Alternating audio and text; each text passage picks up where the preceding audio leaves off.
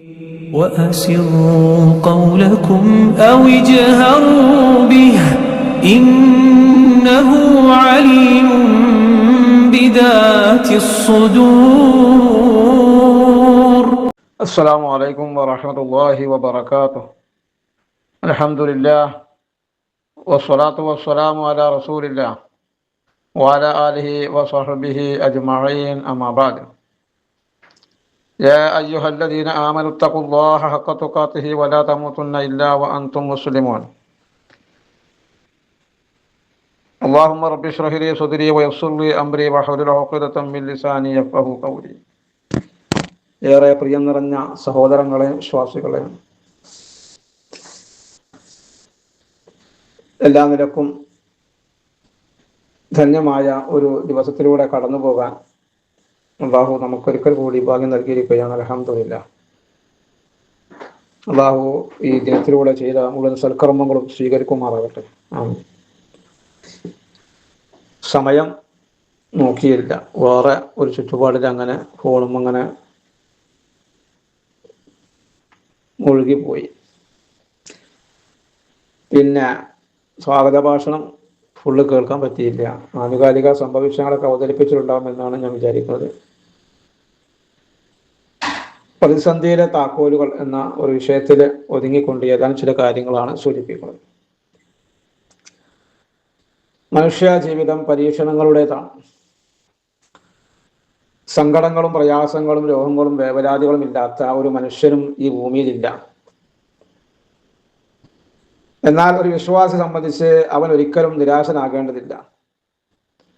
കാരണം അള്ളാഹു നമുക്ക് മുന്നിൽ എല്ലാ വാതിലുകളും അടച്ചു കളയുന്നവനല്ല, മറിച്ച് ഓരോ പ്രതിസന്ധിയിൽ നിന്നും പുറത്തു കടക്കാനുള്ള മനോഹരമായ താക്കോലുകൾ അവൻ നമുക്ക് നൽകിയിട്ടുണ്ട്.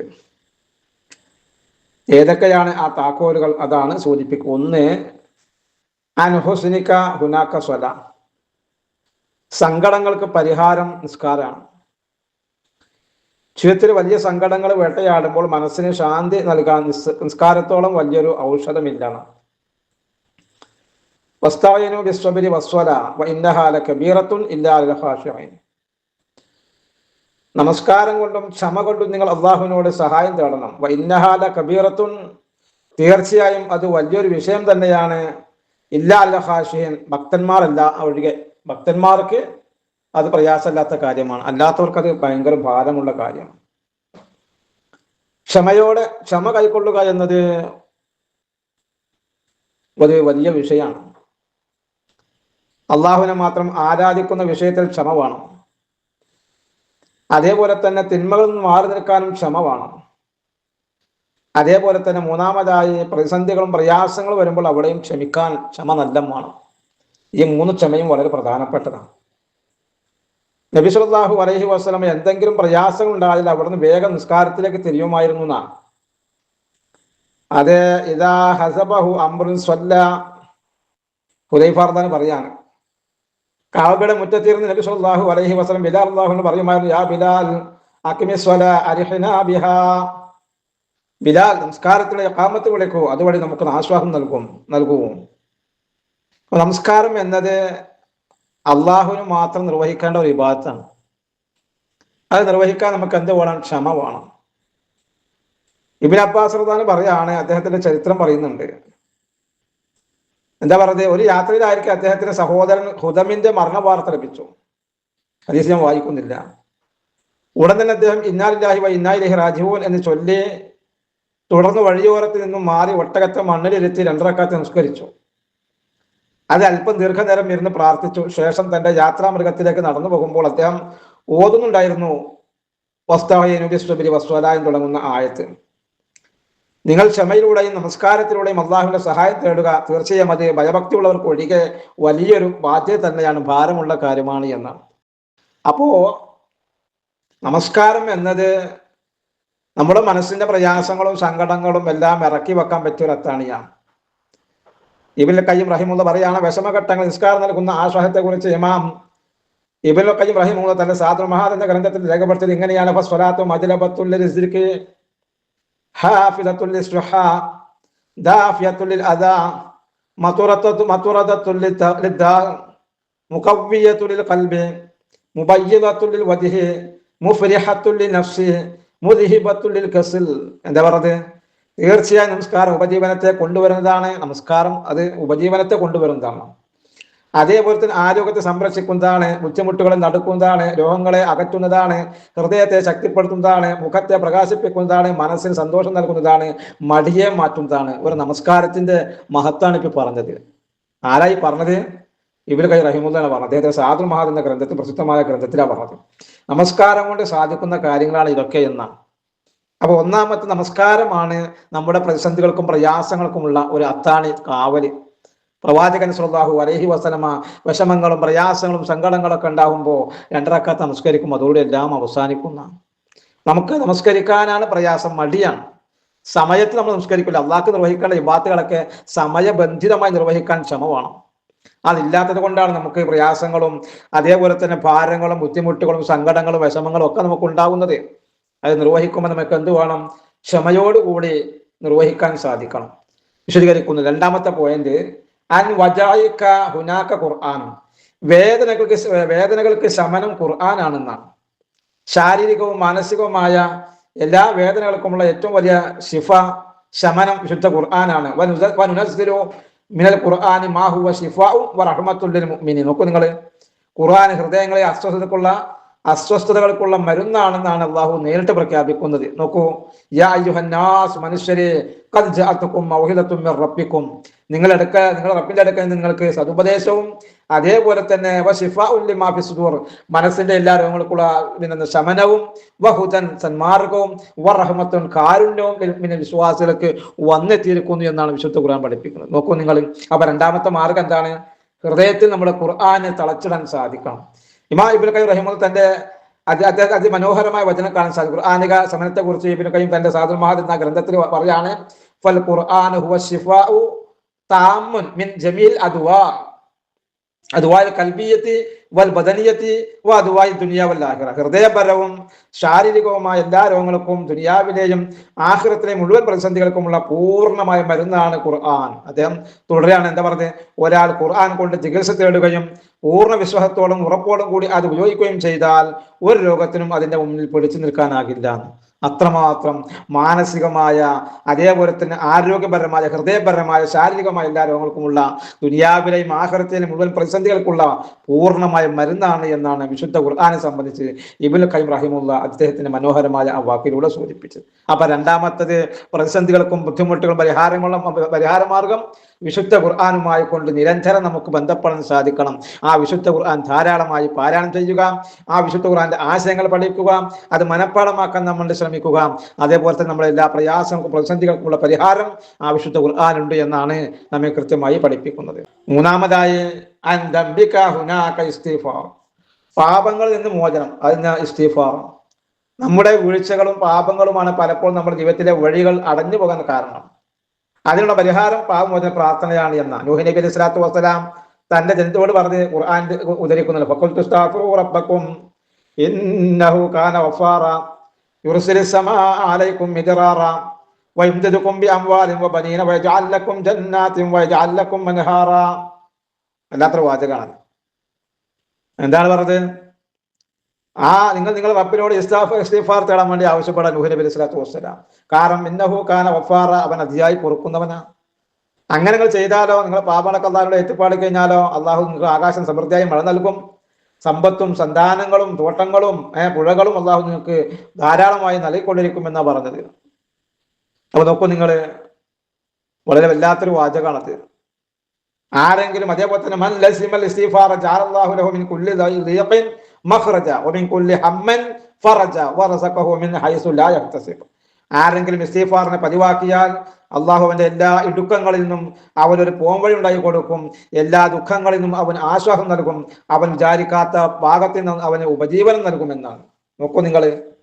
അപ്പോ ഇസ്തിഗ്ഫാർ ഉണ്ടായി കഴിഞ്ഞാൽ ഈ പ്രയാസങ്ങളൊക്കെ നീങ്ങി കിട്ടുന്ന ഹസനുൽ ബസ്വരി റഹിമഹുല്ലാഹി ചരിത്രത്തിൽ കാണാൻ സാധിക്കും. ഒരിക്കൽ ഇമാം ഹസനുൽ ബസ്വരി റഹ്മത്തുള്ളാഹി അലൈഹി അദ്ദേഹത്തിന്റെ സ്ഥലത്തിൽ വെച്ച് 4 ആളുകൾ വന്ന് ചില വ്യത്യസ്ത ചോദ്യങ്ങളുമായിട്ട് വന്നു. എന്താ ചോദ്യങ്ങൾ? ഒന്ന്, ഒരാൾ വർദ്ധിയെയും ദാരിദ്ര്യത്തെയും കുറിച്ച് പരാതിപ്പെട്ടു. രണ്ടാമത്തെ ആൾ തനിക്ക് സന്താനങ്ങളില്ലാത്ത വിഷമം പറഞ്ഞു. മൂന്നാമത്തെ ആളെ തന്റെ തോട്ടത്തിൽ വിളവില്ലാത്തതിനെ കുറിച്ച് പറഞ്ഞു. നാലാമത്തെ ആള് കടബാധ്യതയും സാമ്പത്തിക പ്രതിസന്ധിയെയും കുറിച്ച് എല്ലാം പറഞ്ഞു. ഈ സമയത്ത് ഈ 4 പേർക്കും കൊടുത്ത മറുപടി എന്താ? എല്ലാവർക്കും ഹസൻ ബഷീർ റഹ്മാൻ നൽകിയ ഒരേ ഒരു മറുപടി എന്താ? നിങ്ങൾ അള്ളാഹുവിനോട് ഇസ്തിഗ്ഫാർ പാവമോചനം തേടുക എന്നതായിരുന്നു. അപ്പോൾ കൂടെ ഉണ്ടായെന്ന് ചോദിച്ചു, അബൂ സഈദ്, വ്യത്യസ്ത പ്രശ്നങ്ങളുമായി വന്ന എല്ലാവർക്കും താങ്കൾ ഒരേ പരിഹാരമാണോ നിർദ്ദേശിക്കുന്നത്? അദ്ദേഹം മറുപടിയായി സൂറത്ത് നൂഹിലെ മേൽ പറഞ്ഞ, അതായത് റബ്ബക്കും ഇന്നഹു കാന ഗഫാറ എന്ന് തുടങ്ങുന്ന ആയത്താണ് ഓതി കേൾപ്പിച്ചു കൊടുത്തത്. എന്നിട്ട് പറഞ്ഞു, ഞാൻ സ്വന്തമായി പറഞ്ഞതല്ല, അള്ളാഹു ഖുർആൻ വാഗ്ദാനം ചെയ്ത കാര്യമാണ്. നോക്കൂ നിങ്ങൾ. അപ്പൊ സമ്പത്തും സന്താനങ്ങളും വർദ്ധയിൽ നിന്നും ദാരിദ്ര്യത്തിൽ നിന്നും അതേപോലെ തന്നെ എന്താ പറയുക, തോട്ടത്തിലെ വളവുമായി ബന്ധപ്പെട്ട, കടവുമായി ബന്ധപ്പെട്ട, സാമ്പത്തിക പ്രതിസന്ധിയുമായി ബന്ധപ്പെട്ട എല്ലാ വിഷയങ്ങൾക്കും ആയത്തിൽ പരിഹാരമുണ്ട്. അഥവാ ഇസ്തിഗ്ഫാർ വർദ്ധിപ്പിക്കുക. പാപം ചെയ്താൽ ഉടനെ അള്ളാഹുലേക്ക് പശ്ചാത്തപിച്ച് മടങ്ങുക, അസ്തഗ്ഫിറുല്ലാഹ് എന്ന് പറഞ്ഞുകൊണ്ട് ആ റബ്ബിലേക്ക് മടങ്ങാൻ സാധിക്കണം. നാലാമതായി സ്വപ്നങ്ങളിലേക്ക് നടക്കാൻ ദുആ. അതായത് നമ്മുടെ വലിയ ആഗ്രഹങ്ങളും സ്വപ്നങ്ങളും യാഥാർത്ഥ്യമാക്കാൻ അള്ളാഹുവിനോടുള്ള പ്രാർത്ഥന കൊണ്ട് സാധിക്കും. അഥവാ അസാധ്യമായതിനെ സാധ്യമാക്കുന്നതാണ് ദുആ. വഖാല റബ്ബുക്കും ഉദ്ഊനി അസ്തജിബ് ലക്കും. നിങ്ങൾ റബ്ബിനോട് പ്രാർത്ഥിക്കണം, അവൻ നിങ്ങൾക്ക് ഉത്തരം നൽകുന്ന. നോക്കൂ നിങ്ങൾ, സക്കറിയ നബിയുടെ ദുആ. പ്രായമേറെ ചെന്നിട്ടും മക്കളില്ലാതിരുന്ന സക്കറിയ നബി അലൈഹി സ്വലാത്തു വസ്സലാം പ്രാർത്ഥിച്ചപ്പോൾ അള്ളാഹു അടുത്തേക്ക് യഹിയ എന്ന മകൻ നൽകി അനുഗ്രഹിച്ച ചരിത്രം പ്രാർത്ഥന ശക്തിയെ കാണിക്കുന്നു. ഇബ്രാഹിം നബി അലൈഹി സ്വലാത്തു വസ്സലാം വിജന ഭൂമിയിലെ പ്രതീക്ഷ, അയ്യൂബ് നബി അലൈഹി സ്വലാത്തു വസ്സലാം രോഗശമനവും തിരിച്ചുവരവും. നോക്കൂ നിങ്ങൾ, എത്ര കൃത്യമാണ്. യൂനുസ് നബി അലൈഹി സ്വലാത്തു വസ്സലാം 6 ഇരുട്ടറകളിൽ നിന്നുള്ള മോചനം, അല്ലെ? മത്സ്യത്തിന്റെ വയറ്റിൽ ആഴിയുടെ കടലാകുന്ന ആഴിയുടെ ഇരുട്ടാകുന്ന ആഴിയുടെ രാത്രിയാകുന്ന ഇരുട്ടിന്റെ എല്ലാം തണൽ ആ ആഴിയിൽ വെച്ചുകൊണ്ട് തന്റെ റബ്ബിനോട് പ്രാർത്ഥിച്ച പ്രാർത്ഥനക്ക് ഉത്തരം ലഭിച്ചില്ലേ സഹോദരങ്ങളെ? അതുകൊണ്ട് തന്നെ എന്താണ് സ്വപ്നങ്ങളിലേക്ക് നടക്കാൻ, അഥവാ നമ്മൾ ആഗ്രഹിക്കുന്ന കാര്യം സഫലീകരിച്ച് കിട്ടാൻ ദുആ, പ്രാർത്ഥന വർദ്ധിപ്പിക്കാൻ നമുക്ക് സാധിക്കണമെന്നാണ് അവിടെ സൂചിപ്പിക്കുന്നത്. അതേപോലെ തന്നെ വിധിയെപ്പോലും മാറ്റാൻ ദുആക്ക് സാധിക്കുന്ന പ്രാർത്ഥനയല്ലാതെ മറ്റൊന്നും വിധി കതിറിനെ തടയുകയില്ല എന്നാണ് പ്രവാചകൻ സ്വല്ലല്ലാഹു അലൈഹി വസല്ലം പറഞ്ഞ വാചകമാണത്. അതേപോലെ ഉത്തരം ലഭിക്കുമെന്ന ഉറപ്പോടെ പ്രാർത്ഥിക്കണം. അന്തും മൂഖിനൂന ബിൽ ഇജാബ, ഉത്തരം കിട്ടണമെന്ന ദൃഢവിശ്വാസത്തോടു കൂടി പ്രാർത്ഥിക്കണം. ഉത്തരം ലഭിക്കുമെന്ന പൂർണ്ണ ഉറപ്പോടെ നിങ്ങൾ അള്ളാഹുവിനോട് പ്രാർത്ഥിക്കൂ. അറിയുക, അശ്രദ്ധമായ ഹൃദയത്തോടുള്ള പ്രാർത്ഥന അള്ളാഹു സ്വീകരിക്കുകയില്ല എന്നാണ്. അപ്പോ മീൻ കൽബിലെ വാഫിൽ അശ്രദ്ധമായിട്ട് പ്രാർത്ഥിച്ചാൽ പോരാ. എവിടെങ്കിലും ആരെങ്കിലും പ്രാർത്ഥിക്കുമ്പോൾ അവർ നിർത്തുമ്പോൾ അവിടെ ആമീൻ പറഞ്ഞിട്ട് അശ്രദ്ധമായ ഒരു ആമീൻ അല്ല. ആശയം മനസ്സിലാക്കി സ്വന്തമായി നമുക്ക് പ്രാർത്ഥിക്കാൻ കഴിയണം. മൂസാ നബിയുടെ പ്രാർത്ഥന പ്രയാസം ലളിതമാക്കാൻ സഹായിച്ച പ്രാർത്ഥന എന്താ? റബ്ബി സ്വഹിലി സ്വദരി വയസ്സിർലി അംരി. നാഥാ, എന്റെ നെഞ്ചിൽ നീ വിശാലമാക്കി തരണേ, എന്റെ കാര്യം നീ ലളിതമാക്കി തരണമേ. അല്ലെ? എത്ര സുന്ദരമായ ഒരു പ്രാർത്ഥനയാണ് അത്. നോക്കൂ നിങ്ങൾ, അസാധ്യമായത് ലളിതമാക്കാൻ നബി സല്ലല്ലാഹു അലൈഹി വസല്ലം പഠിപ്പിച്ച ദുആ നോക്കൂ നിങ്ങൾ. അല്ലാഹുമ്മ ലാ സഹല ഇല്ലാ മാ ജഅൽതഹു സഹലൻ വഅൻത തജ്അലുൽ ഹസ്ന ഇദാ ശിഅത സഹല. അല്ലാഹുവേ, നീ ലളിതമാക്കിയതല്ലാതെ യാതൊന്നും ലളിതമല്ല. നീ ഉദ്ദേശിച്ചാൽ വിഷമകരമായതിന് ലളിതമാക്കാൻ നിനക്ക് സാധിക്കും. ആണോ? ഇത് റസൂലുള്ളാഹി സ്വല്ലല്ലാഹു അലൈഹി വസല്ലം പ്രാർത്ഥിച്ച പ്രാർത്ഥന, പഠിപ്പിച്ച പ്രാർത്ഥന. അല്ലാഹുമ്മ ലാ സഹല ഇല്ലാ മാ ജഅൽതഹു സഹലൻ വഅൻത തജ്അലുൽ ഹസ്ന ഇദാ ശിഅത സഹല. അപ്പോ എന്താണ്? നാം ആഗ്രഹിച്ച നമ്മുടെ ആഗ്രഹങ്ങളൊക്കെ പൂവണിയാൻ നിരന്തരമായി കൊണ്ട് തന്റെ റബ്ബിനോട് പ്രാർത്ഥിക്കണം. മനസ്സ് തട്ടി പ്രാർത്ഥിക്കണം, ശ്രദ്ധിച്ചുകൊണ്ട് പ്രാർത്ഥിക്കണം, അശ്രദ്ധമായി കൊണ്ട് പ്രാർത്ഥിക്കാൻ പാടില്ല. നമ്മുടെ എന്ത് ആവശ്യങ്ങളും ആ റബ്ബിനോട് ദൃഢവിശ്വാസത്തോടു കൂടി, മനസ്സിന്റെ ഉറപ്പോടു കൂടി, അഥവാ എന്താ പറയുക, നിങ്ങൾ ആ റബ്ബിനോട് പ്രാർത്ഥിക്കണം. അശ്രദ്ധമായ ഹൃദയത്തോടുള്ള പ്രാർത്ഥന അല്ലാഹു എന്ത് ചെയ്യൂല, സ്വീകരിക്കൂല എന്ന്. അതുകൊണ്ട് സ്വപ്നങ്ങളിലേക്ക് നടന്നെത്താൻ ആ റബ്ബിനോട് നാം നിരന്തരമായി കൊണ്ട് പ്രാർത്ഥിച്ചു കൊണ്ടിരിക്കുക. അഞ്ചാമത്തെ കാര്യം, അൻ കുല്ലി ശൈഇൻ ഫാതക ഹുനാക ജന്ന. നഷ്ടപ്പെട്ടവർക്ക് പകരമായി അള്ളാഹു സ്വർഗം നൽകുന്ന. നോക്കൂ നിങ്ങൾ, ഈ ദുനിയാവിൽ നമുക്ക് ഒരുപാട് കാര്യങ്ങൾ നഷ്ടപ്പെട്ടു പോയേക്കാം. ആരോഗ്യം, സമ്പത്ത്, പ്രിയപ്പെട്ടവർ, അല്ലെ? എന്നാൽ ഓർത്തു വെക്കുക, ഈ ദുനിയാവ് ശാശ്വതമല്ല. ഇവിടെ നഷ്ടപ്പെടുന്ന എല്ലാത്തിനും പകരമായി വിശ്വാസിയെ കാത്തിരിക്കുന്ന അള്ളാഹുവിന്റെ സ്വർഗമാണ്. സ്വർഗത്തിലേക്ക് പ്രവേശിക്കുന്ന വിശ്വാസികളോട് മലക്കുകൾ പറയുന്ന വാചകം എന്താ? സലാമുൻ അലൈക്കും ബിമാ സ്വബർതും ഫനിഅമ ഉഖബദ്ദാർ. സലാമുൻ അലൈക്കും, വല്ലാത്തൊരു വാചക. നിങ്ങൾക്ക് സലാം. എന്തിനെ? ബിമാ സ്വബർതും, നിങ്ങൾ ക്ഷമിച്ച കാരണത്താൽ, ഈ ദുനിയാവിലെ എല്ലാ പ്രയാസങ്ങളിൽ നിന്നും ക്ഷമ കൈക്കൊണ്ട കാരണത്താൽ. ഫനിഅമ ഉഖബദ്ദാർ, ആ റബ്ബിന്റെ അടുക്കൽ പര്യവസാനം സ്വർഗമാണെന്നാണ്. അല്ലെ? സമ്പത്ത് കൊണ്ടും അതേപോലെ തന്നെ എന്താ പറയാ, വിശുദ്ധ ഖുർആനിലെ ആയത്തുണ്ടല്ലോ, ആയത്തിൽ പഠിപ്പിക്കുക എന്താ? അതിൽ പഠിപ്പിക്കുന്ന വല നബുലുവന്നകും ബിശൈഇൻ മിനൽ ഖൗഫി വൽ ജൂഇ വനഖസിൻ മിനൽ അംവാലി വൽ അൻഫുസി വസ്സമറാത്ത്. അല്ലേ? അല്ലാഹ് വിശപ്പ് കൊണ്ട്, എന്താ പറയാ, ഫലവൃഗങ്ങളെ കൊണ്ട്, ഭയം കൊണ്ട്, അതേപോലെ തന്നെ എന്താ പറയാ, സമ്പത്തിന്റെ ദാരിദ്ര്യം കൊണ്ട് എല്ലാം കൊണ്ടും അള്ളാഹു നിങ്ങളെ പരീക്ഷിക്കും. എന്നിട്ട് ഭർത്താവും ഇപ്പൊ ബഷരി സ്വാബിൽ ക്ഷമ കൈക്കൊള്ളുന്നവർക്കാണ് സന്തോഷ വാർത്ത സ്വർഗമുള്ളത് എന്നാണ്. അതുകൊണ്ട് തന്നെ പ്രയാസങ്ങളും പ്രതിസന്ധികളും ഒക്കെ വരുമ്പോൾ നമ്മൾ മനസ്സിലാക്കണം, അത് നഷ്ടപ്പെട്ടവർക്ക് എന്താണ് ആരോഗ്യമാകട്ടെ, സമ്പത്താവട്ടെ, പ്രിയപ്പെട്ടവരാകട്ടെ, പെട്ടെന്നായിരിക്കും പലരും മരണപ്പെട്ടേക്കാം, പെട്ടെന്ന് രോഗം വന്നേക്കാം, പെട്ടെന്ന് നമ്മുടെ ആരോഗ്യം ക്ഷയിച്ചേക്കാം, പലതും സംഭവിച്ചേക്കാം, സാമ്പത്തികമായി ഒരുപാട് നഷ്ടങ്ങളും പ്രയാസങ്ങളും വന്നേക്കാം. അവിടെ എല്ലാം ക്ഷമയോടുകൂടി കഴിഞ്ഞുകൂടുകയാണെങ്കിൽ അവിടെ അള്ളാഹു സുബ്ഹാനഹു വ തആല നമുക്ക് പറഞ്ഞെന്താണ്, സ്വർഗത്തിലേക്ക് പ്രവേശിക്കുന്ന വിശ്വാസിയുടെ മലക്കുകൾ പറഞ്ഞ വാചകം സലാമുൻ അലൈക്കും ബിമാ സബർതും, ക്ഷമ കൈക്കൊണ്ട ആളുകൾക്കാണ് വമ്പിച്ച പ്രതിഫലമുള്ളത്. ഇന്നമാ യുവഫ്ഫസ് സ്വാബിറൂന അജ്റഹും ബിഗൈരി ഹിസാബ് എന്ന ഖുർആൻ മറ്റൊരു സ്ഥലത്ത് പറഞ്ഞത് എന്താണ്, ക്ഷമ കൈക്കൊള്ളുന്ന ആളുകൾക്കുണ്ടല്ലോ വമ്പിച്ച പ്രതിഫലം, കണക്കില്ലാത്ത പ്രതിഫലം, ബിഗൈരി ഹിസാബ് എന്ന കണക്കില്ല, അത്രമാത്രം പ്രതിഫലം ആർക്കുണ്ട്, ക്ഷമ കൈക്കൊള്ളുന്ന ആളുകൾക്കുണ്ട് എന്ന് വിശുദ്ധ ഖുർആൻ നമ്മെ കൃത്യമായി പഠിപ്പിക്കുന്നു. പ്രായോഗിക ജീവിതത്തിലേക്ക് കൊണ്ടുവരാവുന്ന വഴികൾ എന്തൊക്കെയാണ്, അഥവാ ഈ ആശയങ്ങൾ നമ്മുടെ നിത്യജീവിതത്തിന്റെ ഭാഗമാക്കാൻ നാം ചെയ്യേണ്ടത്, നിസ്കാരത്തെ മുറുകെ പിടിക്കുക. രണ്ടാമത്തത് ഖുർആൻ പാരായണം ദിനചര്യയാക്കുക. ഖുർആനുമായി നമ്മൾ നിത്യബന്ധം ഉണ്ടാവണം. ഒരു ദിവസം ഒരു ജുസ്എങ്കിലും ഓതാൻ, അല്ലെങ്കിൽ ഒരു 10 ആയത്തെങ്കിലും ഓതാൻ, ഒരു പേജെങ്കിലും ഓതാൻ. എത്ര 5 വക്ത നമസ്കാരത്തിൽ ചുരുങ്ങിയത് ഒരു 2-3 വക്ത നമസ്കാരത്തേക്ക് നമുക്ക് ഖുർആൻ ഓതിക്കൂടെ? ഒന്നുമില്ലെങ്കിൽ സുബഹിന്റെ ജമാഅത്ത് നമസ്കാരം കഴിഞ്ഞ് അവിടെ തന്നെ ഇരുന്ന് ഒരു 2-3 പേജ് ഓതിക്കൂടെ? ഇന്നൽ ഖുർആൻ ഫജ്ർ കാന മശ്ഹൂദ എന്നല്ല, ഖുർആൻ രാവിലത്തെ ഖുർആന്റെ പാരായണം അത് സാക്ഷ്യം വഹിക്കപ്പെടുന്ന കാര്യമാണ് എന്ന് കൃത്യമായി പഠിപ്പിക്കുന്നില്ല. അതുകൊണ്ട് തന്നെ ആ ഖുർആനുമായി നിരന്തരം ബന്ധമുണ്ടാവണം. സനാബിൽ ഖുർആൻ പഠന പദ്ധതി അൽഹംദുലില്ലാ വളരെ ഭംഗിയായി 3-4 വർഷത്തിലേറെയായി അതിന്റെ പഠനങ്ങളും പാഠങ്ങളും ഒക്കെ ആയിക്കൊണ്ട് മുന്നോട്ട് പോയിക്കൊണ്ടിരിക്കുകയാണ്. ഇൻഷാ അല്ലാഹ് നാളെ മുതൽ പുതിയ സൂറത്ത് അഥവാ യൂനുസ് മുതൽ 10ാമത്തെ സൂറത്ത് മുതലാണ് ഇനി നമ്മൾ ആരംഭിക്കാൻ പോകുന്നത്. 24ാമത്തെ സൂറത്ത് നൂറ് മുതൽ ഇപ്പോൾ റബ്ബിൻ നാസ് വരെ നമ്മൾ എടുത്തു കഴിഞ്ഞു അൽഹംദുലില്ലാ.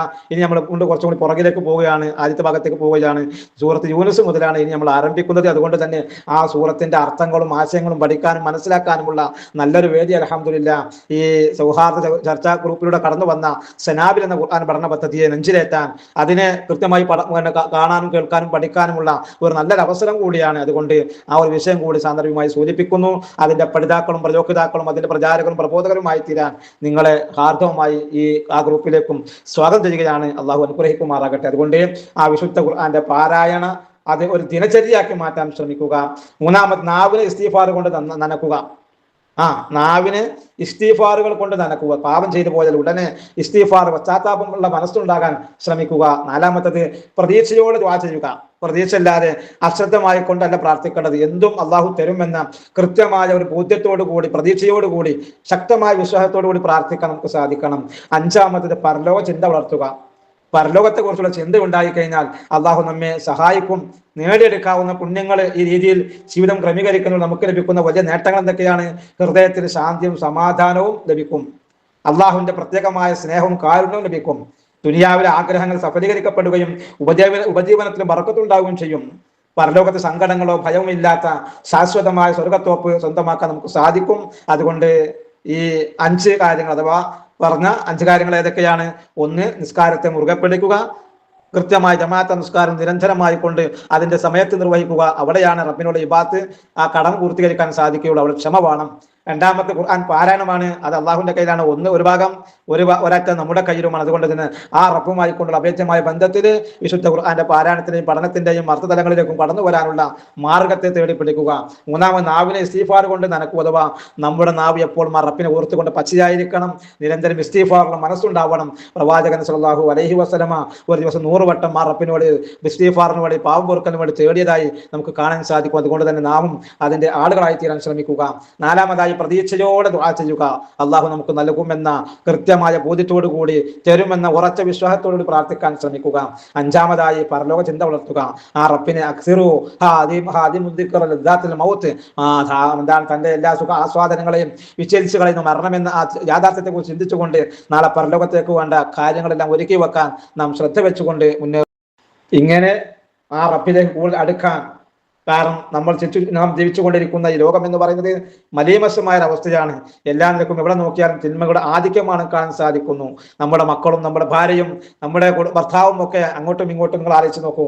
ഇന്ന് ഈ ആഴ്ചകളോട് കടന്നുപോയ ഒരു പ്രധാന വാർത്ത എന്താണ്? ഒരു സഹോദരി ഒരു മകനെയും കൊണ്ട് തന്റെ ഭർത്താവ് ഗൾഫിലാണ്, ചോര നീരാക്കി അധ്വാനിക്കുന്ന തന്റെ ഭർത്താവിനെ ഒഴിവാക്കി മറ്റൊരുത്തന്റെ 3 മക്കളുടെ മറ്റൊരുത്തന്റെ കൂടെ പോകുന്ന ദയനീയമായ ഒരു കാഴ്ച ഒരു പ്രവാസിക്ക് എത്രമാത്രം താൻ കഴിയുമെന്നത് ആലോചിക്കേണ്ട വിഷയമാണ്. അതുകൊണ്ട് തന്നെ ഞാൻ സൂചിപ്പിച്ചു വരുന്നത് എല്ലാ നിലക്കും മലീമസമായി കൊണ്ടിരിക്കുന്ന ഒരു അന്തരീക്ഷമാണ് ചുറ്റുപാട് ഉള്ളത്. അതിനെ തിരിച്ചറിഞ്ഞുകൊണ്ട് ഏത് നിമിഷവും മരണപ്പെടും. അതുകൊണ്ട് ആ പരലോകത്തെ ആലോചിച്ചുകൊണ്ട് തന്നെ പരലോകത്തേക്കുള്ള വിഭവങ്ങൾ ഒരുക്കിക്കൊണ്ട് മുന്നേറാൻ നമ്മൾക്ക് സാധിക്കേണ്ടതുണ്ട്. ആ ഒരു സന്ദർഭം കൂടി ഈ ഒരു വിഷയത്തിലൂടെ കടന്നു പോകുമ്പോൾ നാം ശ്രദ്ധിച്ച് കൈകാര്യം ചെയ്യുക. അള്ളാഹു സുബ്ഹാനഹു വ തആല നമുക്ക് നൽകിയ എന്തെന്ത് പ്രയാസങ്ങളും ബുദ്ധിമുട്ടുകളും വിഷമങ്ങളും അത് പരിഹരിക്കാനുള്ള മാർഗങ്ങളാണ് ഈ 5 കാര്യങ്ങൾ. ആ 5 കാര്യങ്ങളിലൂടെ ശ്രദ്ധ വെച്ചുകൊണ്ട് മുന്നേറിയാൽ നമ്മുടെ പരലോക ജീവിതം സുരക്ഷിതമാക്കാൻ സാധിക്കും. അള്ളാഹു തൗഫീഖ് നൽകുമാറാകട്ടെ. ഈ ഒരു ലക്ഷ്യത്തോടു കൂടി മുന്നേറി തന്റെ റബ്ബ് നൽകിക്കൊണ്ടിരിക്കുന്ന ഏത് പ്രതിസന്ധികളെയും തരണം ചെയ്യാനുള്ള ഈ 5 എന്താ പറയാ മേഖലകളെ കൃത്യമായി ഉൾക്കൊണ്ട് അത് മനസ്സിലാക്കിയത് പഠിച്ചറിഞ്ഞുകൊണ്ട് ജീവിതത്തിൽ പകർത്താൻ വേണ്ടി പരിശ്രമിക്കുക. അള്ളാഹു സുബ്ഹാനഹു വ തആല എല്ലാ നിലക്കും അത് തൗഫീഖ് നൽകി അനുഗ്രഹിക്കുമാറാകട്ടെ. നമ്മുടെ സമ്പത്തിലും കുടുംബത്തിലും ആരോഗ്യത്തിലും ജോലിയിലും ബിസിനസ്സിലും എല്ലാം അള്ളാഹു ഖൈറും ബറക്കത്തും നൽകുമാറാകട്ടെ. മാരകമായ രോഗങ്ങളെ കൊണ്ട് പ്രയാസപ്പെടുന്ന അള്ളാഹു ശിഫ നൽകുമാറാകട്ടെ. ശാരീരികമായും മാനസികമായും അതേപോലെ തന്നെ വാർദ്ധക്യ സഹജമായ പ്രയാസങ്ങളോട് കടന്നു പോകുന്ന പല ആളുകളുണ്ട്. എല്ലാവർക്കും അള്ളാഹു ആശ്വാസവും സമ്മാനവും പ്രദാനം ചെയ്യുമാറാകട്ടെ. അള്ളാഹു സുബ്ഹാനഹു വ തആല നമുക്ക് ആഫിയത്തുള്ള ദീർഘായുസ്സ് നൽകി അനുഗ്രഹിക്കുമാറാകട്ടെ. നമ്മിൽ നിന്ന് വിട പറഞ്ഞു പോയ നമ്മുടെ സഹോദരങ്ങളുണ്ട് ഒരുപാട് ആളുകൾ, പ്രത്യേകിച്ചും സനാബിലിന്റെ സൗഹാർദ്ദ ചർച്ചാ ഗ്രൂപ്പുകളുടെ എല്ലാമായ ഒരുപാട് വ്യക്തിത്വങ്ങൾ അള്ളാഹുവർക്കെല്ലാം മഹഫറത്തും മർഹമത്തും നൽകി അനുഗ്രഹിക്കുമാറാകട്ടെ. അവിടെ ഖബറും അള്ളാഹു സ്വർഗ്ഗത്തോപ്പായി കൊടുക്കുമാറാകട്ടെ. അവിടെയും നമ്മയും ജന്നാത്തുൽ ഫിർദൗസിൽ ഒരുമിച്ച് കൂട്ടി അനുഗ്രഹിക്കുമാറാകട്ടെ. അതേപോലെ തന്നെ കടം കൊണ്ട് പ്രയാസപ്പെടുന്നവർക്ക് അള്ളാഹു ആശ്വാസം നൽകുമാറാകട്ടെ. മാനസികവും ശാരീരികവുമായ എല്ലാവിധ പ്രയാസങ്ങളും അനുഭവിച്ചുകൊണ്ടിരിക്കുന്നവർക്ക് അള്ളാഹു ക്ഷമിക്കാനും പൊറുക്കാനുമുള്ള കരുത്തിനെ പ്രദാനം ചെയ്യുമാറാകട്ടെ. അള്ളാഹു നമുക്ക് ഹലാലായ വഴിയിലൂടെ സമ്പാദിക്കാനും ഹലാലായ വഴിയിലൂടെ ചെലവഴിക്കാനുള്ള കരുത്തും മനസ്സും പ്രദാനം ചെയ്യുമാറാകട്ടെ. ഹറാമുകളിൽ നിന്ന് മാറി ശുദ്ധമായ മനസ്സിന്റെ ഉടമകളായി തന്റെ റബ്ബിനെ കണ്ടുമുട്ടുന്ന സമാധാനത്തോടുകൂടി കണ്ടുമുട്ടാൻ കഴിയുന്ന മഹാസൗഭാഗ്യവാന്മാരിൽ അള്ളാഹു നമ്മേവരെയും ഉൾപ്പെടുത്തി അനുഗ്രഹിക്കുമാറാകട്ടെ. എന്താ പറയാ ദുരന്തങ്ങളിൽ നിന്നും അപകട മരണങ്ങളിൽ നിന്നും എല്ലാം അള്ളാഹു നമ്മേവരെയും കാത്തു രക്ഷിക്കുമാറാകട്ടെ. അതേപോലെ തന്നെ നമ്മുടെ മാതാപിതാക്കൾ, ബന്ധുമിത്രാദികൾ, ആദർശ ബന്ധുക്കൾ മരണപ്പെട്ടവർക്ക് എല്ലാവരും അള്ളാഹു മഗ്ഫിറത്തും മർഹമത്തും നൽകുമാറാകട്ടെ. റബ്ബനാ ആതിനാ ഫിദ്ദുനിയാ ഹസന വഫിൽ ആഖിറതി ഹസനത വഖിനാ അദാബന്നാർ. സുബ്ഹാനകല്ലാഹുമ്മ വബിഹംദിക അഷ്ഹദു അൻ ലാ ഇലാഹ ഇല്ലാ അൻത അസ്തഗ്ഫിറുക വഅതൂബു ഇലൈക്. അല്ലാഹുമ്മ സ്വല്ലി അലാ മുഹമ്മദ് വഅലാ ആലി മുഹമ്മദ്. അസ്സലാമു അലൈക്കും വറഹ്മത്തുള്ളാഹി വബറകാതുഹു.